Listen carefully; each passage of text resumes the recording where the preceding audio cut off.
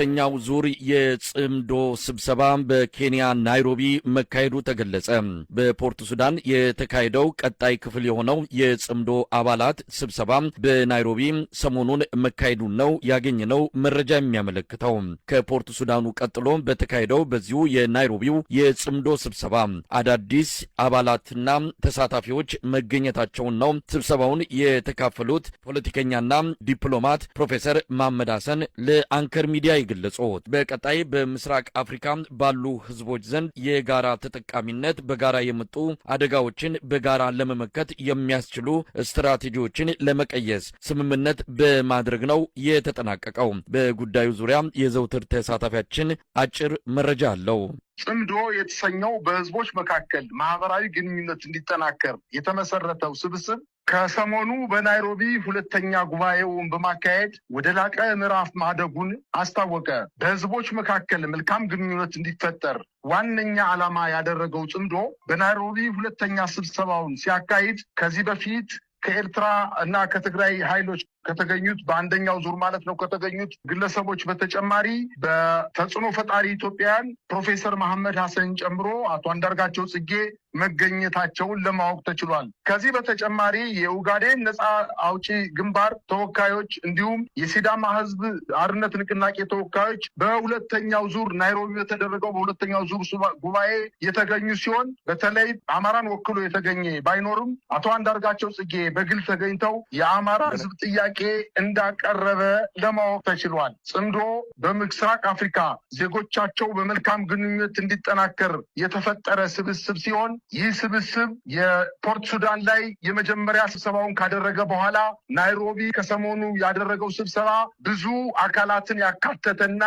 ተጨማሪ አጀንዳዎች ላይ ውይይት ያደረገ መሆኑን ለማወቅ ተችሏል። ከዚህ በተጨማሪ በኢትዮጵያ በወታደራዊ እንቅስቃሴ ስርዓቱን በትጥቅ ትግል ለመጣል የሚንቀሳቀሱ ኃይሎች በተለይ የፋኖ ወይም የአማራ ፋኖ ብሔራዊ ንቅናቄ፣ የህወሓት ኃይሎች፣ የአፋር ዲሞክራሲያዊ ኃይሎች ግንባር ወይም ጉጉሙ ከቤንሻንጉል ታጣቂዎችን ጨምሮ በርካታ ስርዓቱን በጋራ ለመጣል የሚታገሉ ኃይሎች ትብብር የሚል አንድነት በመፍጠር ከብልጽግና አገዛዝ ጋር ለመፋለም ዝግጅታቸውን መጨረሳቸውን እያስታወቁ ይገኛሉ። የፋኖ ህዝብ ግንኙነት መምሪያ ኃላፊ አርበኛ አስረስ ማረ ከአንከር ሚዲያ ጋር ባደረገው ቃለመጠይቅ ከነዚህ ኃይሎችና ከሌሎችም በኢትዮጵያ አንድነት ከሚያምኑ ድርጅቶች ጋር በጋራ ስርዓቱን ለመጣል የሚደረገው ስምምነት ወደ መጨረሻ መድረሱን በማስታወቅ በቅርብ ቀናት የተደረሰበትን ስምምነት ለኢትዮጵያ ህዝብ ይፋ እንደሚያደርጉ አያይዘው ጠቅሰዋል። ከዚህ በተጨማሪ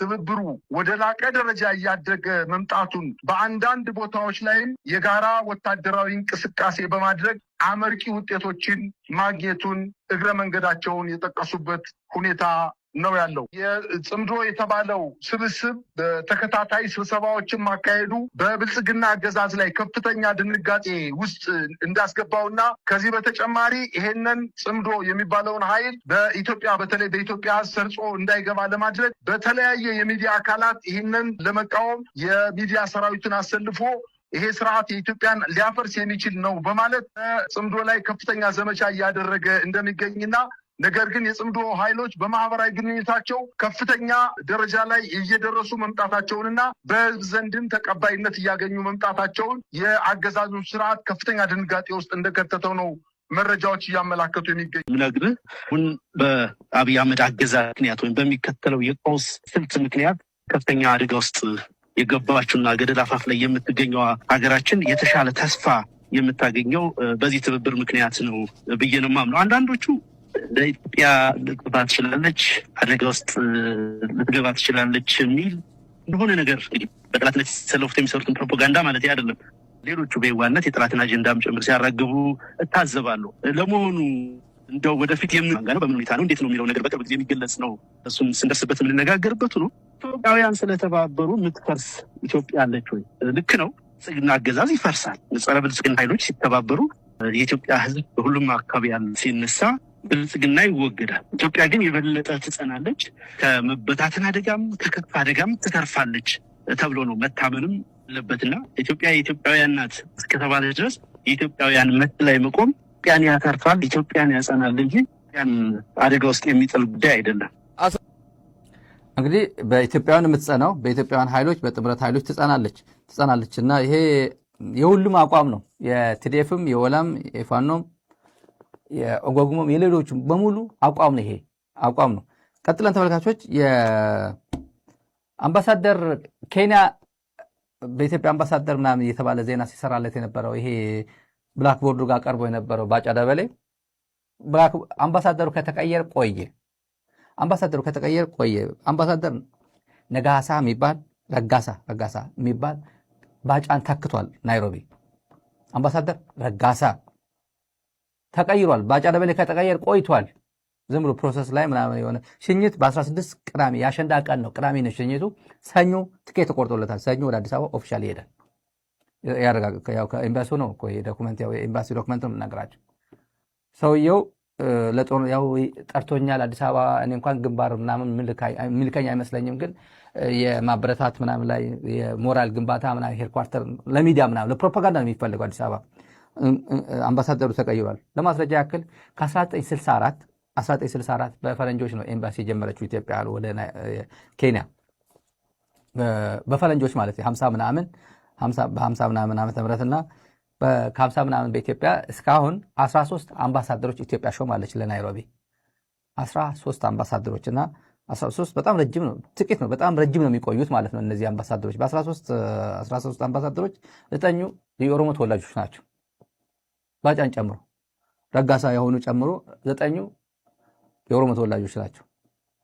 ያው ሶማሊያ ክልል ያለው ኦፒዲዮ በራሱ እኮ ምስራቅ አፍሪካ ለመቆጣጠር ብሎ አንድም ብሔር ተመልከቱ 8 ዓመት ሙሉ ከሾማቸው እንትኖች ተመልከቱ። መለስ ዓለም ብቻ ናይሮቢ ያስገባው እንጂ በሙሉ ኦፒዲዮ የሚሰራው ስራ ተመልከቱ። ግን አጋጣሚ ሆኖ አልተሳካም። ከጎረቤት ጋር በዚህ በኩል ደደፉ ምናምን ይሾማል። ብርሃኑ ጸጋዬ ወደ ጅቡቲ ይሾማል፣ ወደዚያ ይሾማል። በሙሉ ግን በፍጹም የኦፒዲዮ እንትን መደበቅ ግን አልቻሉም። ሁሉንም የሚጠሉት ወንጀለኛ መንግስት መሆኑ የራሱ ህዝብ ላይ ወንጀል የሚፈጽም የራሱ ህዝብ የሚጎዳ ጎረቤት ሀገር ጋር ጤናማ ይሆን የት እንደምትገባ እስኪ እናያለን። አርፈ ቀጥለጥ ብለህ በአማራነት ተደራጅተህ ታገል። አንተን ነፃ ለማውጣት ነው ምን ደክመው ባይዘው አንተን ሀገር አልባ እንዳትሆን። በተለይ ደግሞ ለኦህዴድ ድጋፍ የምትሰጡ ልሂቃን አስቡበት። እውነቴን ነው የምላችሁ። አሁን አንዳንድ አማራ ልሂቃን ህወሓትን በተመለከተ ምናምን የሚጽፉትን ህወሓትን ባይዘው እንደፈለጋችሁ ከኔ በላይ ህወሓትን አታውቁት፣ ከኔ በላይም አልታገላችሁትም። የግል ይቅማችሁን ህዝባዊ ምክንያት ሰጣችሁ ግን አታምጡት አንዳንዶቻችሁ። በነገራችን ላይ ኢትዮጵያ የምትቀጥል ከሆነ የትግራይን ፖለቲካ በደንብ ማወቅ እና ሀገር በቀል እና በኢትዮጵያ ፖለቲካ አውድ ውስጥ ሊመለስ የሚችልበትን እድል ማሰብ በጣም አስፈላጊ ነው። ኢትዮጵያ እንድትቀጥል የሚፈለግ ከሆነ ኦህዴድ ግን ፍላጎቱን አዲስ አበባ ላይ እያሳየ ነው። ህወሓት እንደዚህ አድርጓል። ህወሓት ምን ያላደረገው ነገር አለ? ለማን ነው የምትነግረው እንዴ? ግን ህወሓት እያልክ ልታላዝንብን አይገባም። ዋና ከተማችንን የኢትዮጵያን ዋና ከተማና የሀገሪቱን ተስፋ እነጥቃለሁ የሚለው ኃይል እየጨረሰ ያለው ፕሮጀክት አለ። አንተ ህወሓት ላይ ታላዝናለህ ተሸንክረ። You're not gonna have a future. ሀገር አይኖርህም። የዚህን ቡድን ማንነት የዚህን ቡድን ዲኤንኤ ፖለቲካል ዲኤንኤ ካልተገነዘብክ ህወሓት በአማራ ላይ ስለሰራው እየመጣህ ብታላዝን ህወሓት በአማራ ላይ ያደረገውን ለየትኛው አማራ ልታስረዳ እንደምትሞክር አላውቅም። አንዳንዶቻችሁ እንደውም ከሀገር ከወጣችሁ ሰንበትበት ብላችኋል። ከህወሓት ጋር ያደግነው እኛ ነን። የፀጉራችንን ብዛት ያህል እናውቀዋለን ህወሓትን። ማለቴ ለእኛ ልታስረዱ አትሞክሩ ማለቴ ነው። ከአንዳንዶቻችሁ በላይ አልተፈተንም እንዴ? ከአንዳንዶቻችሁ በላይ ዋጋ አልከፈልንም እንዴ?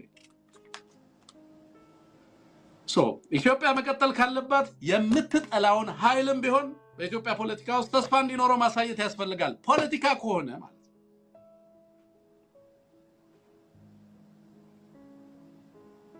ህወሓትም የራሱን ትግል ያድርግ። የትግራይ ህዝብ ሀገር አልባ መሆን የለበትም።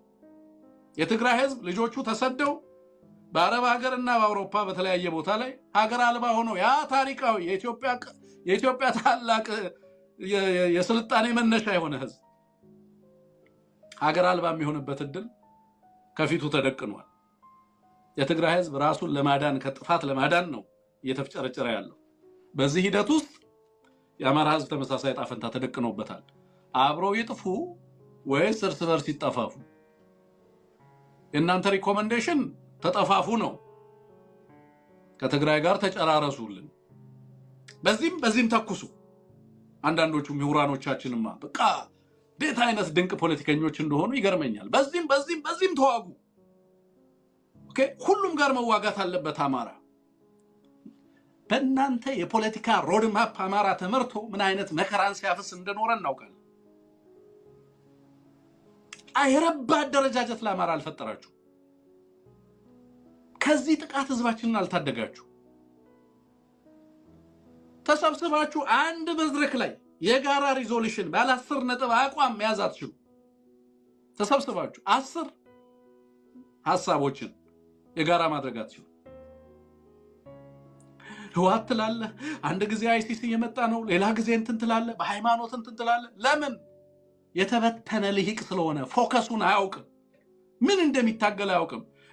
ሌላ ቀን ስለ እንትን ይጽፋል፣ ሌላ ቀን ስለ እንትን ይጽፋል። ሲባዝን ነው የሚውለው። የአማራ ትግል ትኩረቱ አማራ ነው።